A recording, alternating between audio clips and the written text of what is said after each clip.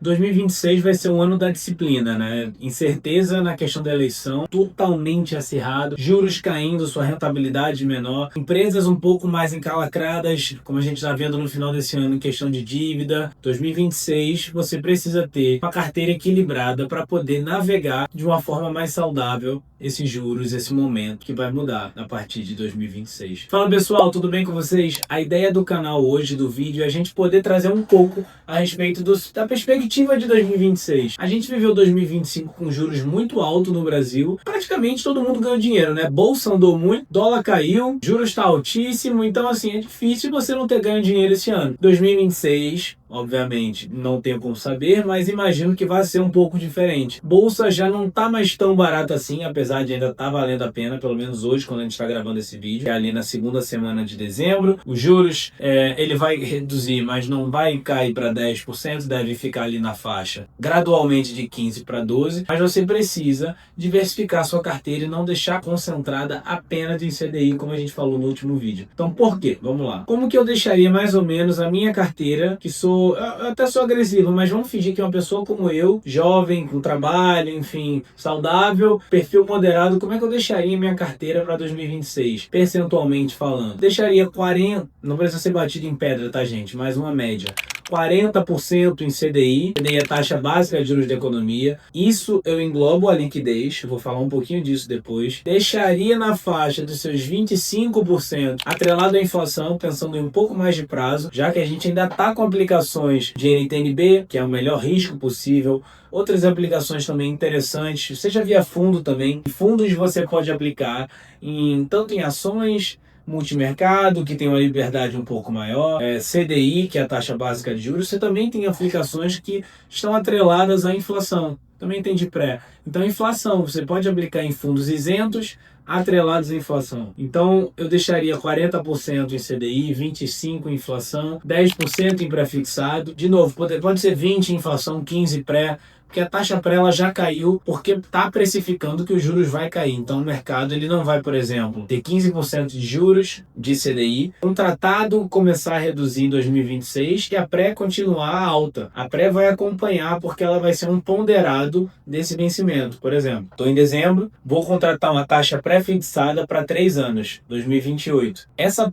taxa de 2028 ela vai ser um ponderado do que vai ser o CDI esperado hoje pelo mercado, naquele dia que você contratar, ao longo do tempo. Isso pode estar certo, que é difícil, pode estar muito otimista ou pode estar muito pessimista. A taxa pré ela vai oscilar, quanto mais prazo, mais risco, mas como a expectativa hoje é que os juros caia, essa pré-fixada ponderada para mais prazo, 2, 3, 4 anos, ela já está menor do que era no começo do ano, que não tinha tão fácil assim contratado esse cenário de corte de juros no Brasil. Por quê? Porque a gente tinha um medo do fiscal, que ainda permanece, mas não tinha dados econômicos, de atividade econômicas que estivessem mostrando que vai ser possível que o Copom, que o Banco Central, corte juros. Então, no começo do ano, essa pré-fixada era de 14%. Hoje ela é de 12%, exemplo. Mas ainda está uma excelente taxa. Então, vale a pena ter 10%, 15% numa taxa pré-fixada, pensando aí para 2, 3 anos, nessa faixa. 10% em renda variável no Brasil.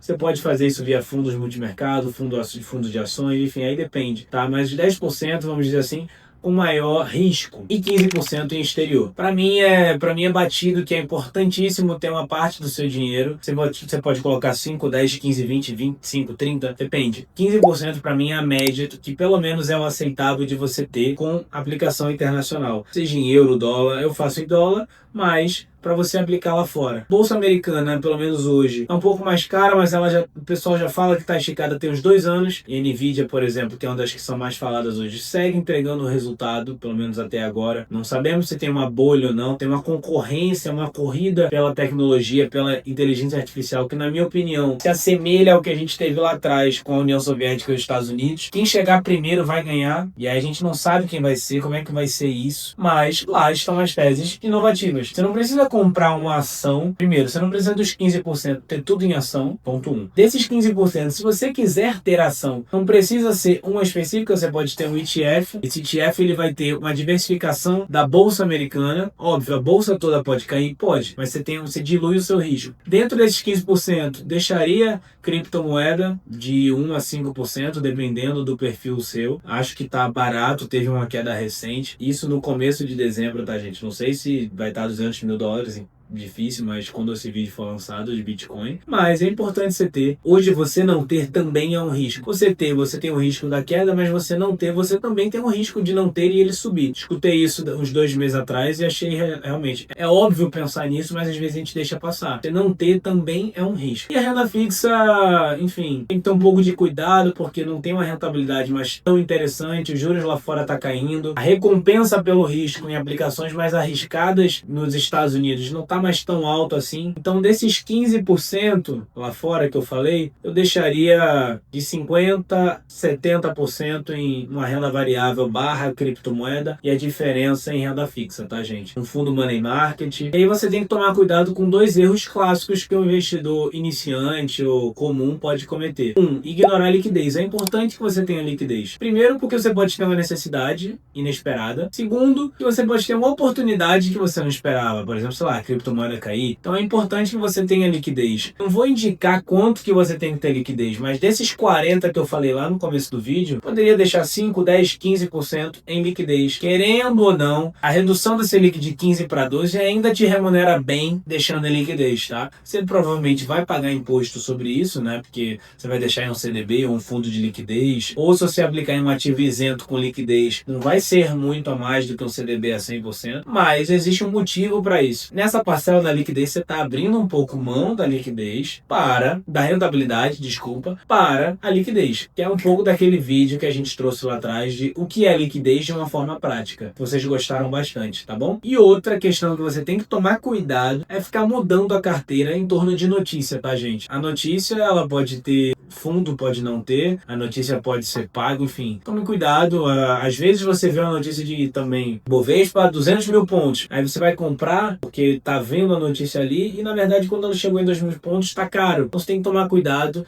com os vieses comportamentais que a gente também já trouxe em outro vídeo aí que vai estar lá na playlist do canal. Bem, pessoal, é isso. Eu acho que eu consegui trazer para vocês um pouco do que 2026 pode ser. Acredito muito que ao longo dos próximos vídeos eu vou trazer papel por papel ou uma ideia melhor do que poderia ser, mas não hesite em falar comigo ou comentando aí, tá? Pode colocar seu telefone se quiser, mas se não, tem links para você poder entrar em contato comigo, agendar uma reunião para poder avaliar sua carteira se você quiser, ou a gente montar uma carteira para você. Instagram, se você quiser mandar um direct, TikTok, enfim, entre em contato, compartilhe esse vídeo com seus familiares, amigos que podem ter essa dúvida de o que olhar para 2026. Não tá tão fácil alocar, investir em 2026 como foi em 25, gente. Até mesmo na renda fixa, em fundos isentos que a gente trouxe, tá? Aquele fundo isento, aquele vídeo sobre fundo isento, ele foi muito assertivo, porque ele saiu poucos dias antes deles começarem a performar mal. Então ali tá super bem explicado. E isso ainda é uma perspectiva para os próximos meses de que evitar esses fundos faz sentido. Então entre em contato, manda para os seus amigos que você pode estar literalmente ajudando eles a ganhar dinheiro ou não perder. Um abraço e até a próxima, pessoal. Valeu!